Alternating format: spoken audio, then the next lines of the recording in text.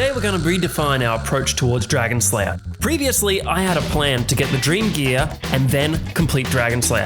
However, after killing Count Draenor with magic last episode, I've actually gained some extra confidence, and this extra confidence has changed everything. Realizing the power of magic and how cost-effective wine is as food, I developed a 4-step plan to beat Dragon Slayer. Step 1 of this 4-step plan is going to involve me getting some quest points so I can access the Champions Guild. I need 32 and I currently have 15. Step 2 is going to involve training my magic. Currently my magic level is nowhere near strong enough to beat Elvarg, and I plan on using magic to take him out. Magic has one drawback, despite being really powerful. It's really expensive, so I'm going to need to build up a cash stack and then spend that on runes so I can train.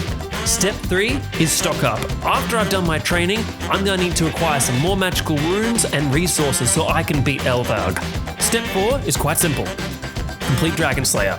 Now, this is going to take a couple of episodes. We're close, but there's still many little journeys along the way. And today, we're setting out on our journey.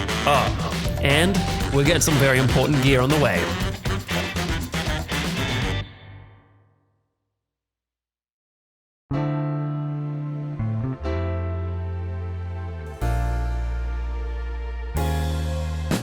First up for the day is going to be a real quick quest, one that we should have done ages ago, Sheep Shearer.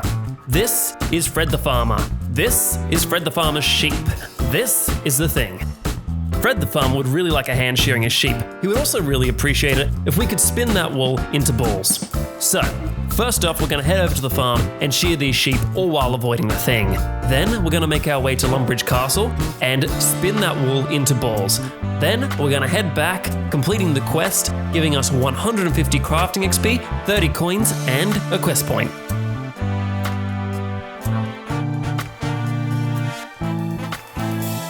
After completing a hard day's work, we make our way over to the Sheared Ram pub in Lumbridge, and we meet a tourist named Vios. Vios is a bit frustrated. He can't seem to work out a clue scroll, all while he's on a pub crawl, getting slizzard like an Arctic blizzard.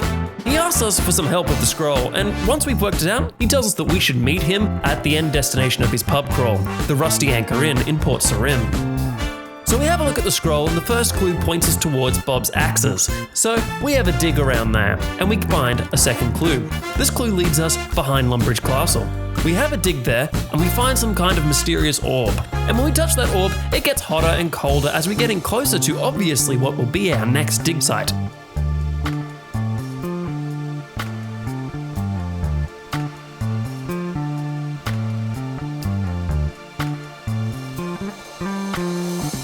This takes us all the way to Draenor Village, and we dig right there. There, we find our last clue. It is a Caesar cipher, one of the most simplest and widely known encryption techniques originating in ancient Rome. And there's no evidence actually that this technique has ever worked, as most of Caesar's enemies were illiterate. Anyway, this leads us to the Draenor Pigpen, where we dig up a chest. We don't even bother opening the chest, we just take it straight to Vios in Port Sarim, who rewards us with 200 coins, a beginner clue scroll, a quest point, and an antique lamp, which we put into rune crafting, of course. This here is Redbeard Frank. He has a red beard, and he also has a craving for some Karamja rum, but he has some bad news. He actually can't get Karamja rum.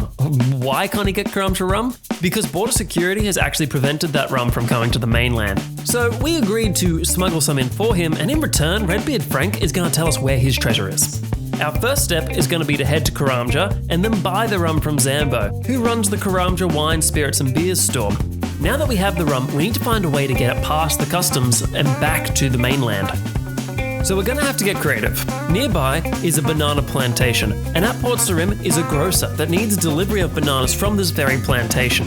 So what we're going to do is get employment at the plantation and then pick 10 bananas and prepare a crate for delivery while smuggling their very rum in that crate. Returning to Port Sarim, we're going to get employment at the grocer, search the crate, and voila, we have the rum. Returning to Redbeard Frank. In exchange for the rum, he gives us a key that fits a chest in the Barrock Blue Moon Inn. We travel all the way to Barrock, open the chest to find merely a message. This message leads us to Falador's Botanical Gardens. We find the X, we dig, but we are interrupted by a local gardener. He is upset that we dug in his garden, so we murder him. Then we get back to digging, find the treasure, completing the quest, earning a whole heap of goodies, as well as 2 quest points. So here's the story. At Barbarian Village is a hole in the ground, and this hole leads to the Stronghold of Security. Hidden in this stronghold is a whole series of treasures, mainly a lot of money and what will be some of the best boots we can get for a long time on this account. However, this place is incredibly dangerous. It is filled with loads of incredibly powerful enemies that get stronger and stronger as we go deeper and deeper. There's also these strange enchanted doors which might seem harmless but present us with a very difficult obstacle. Some grueling questions about account security that we have to answer correctly, otherwise we are trapped in the stronghold. And to do this, we need a montage.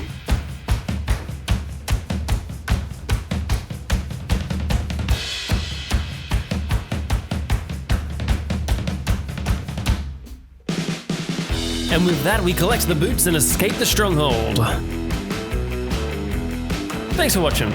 If you enjoyed this video, do make sure you like, comment, subscribe, especially subscribe. That's the most important one of the lot. And yeah, I'll see you next time.